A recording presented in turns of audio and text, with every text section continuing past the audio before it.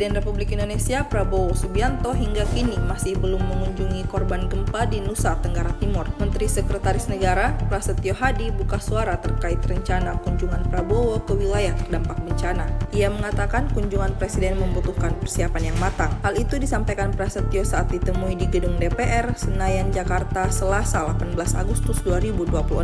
Menurutnya, kunjungan Presiden ke lokasi bencana berbeda dengan kunjungan biasanya. Prasetyo menyebut kunjungan Prabowo untuk menemui korban gempa NTT saat ini sedang direncanakan. Namun, ia belum menyampaikan waktu pasti kunjungan tersebut.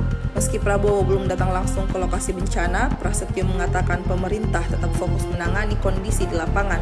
Menurutnya, pada masa awal bencana, pemerintah perlu memprioritaskan penanganan masalah terlebih dahulu.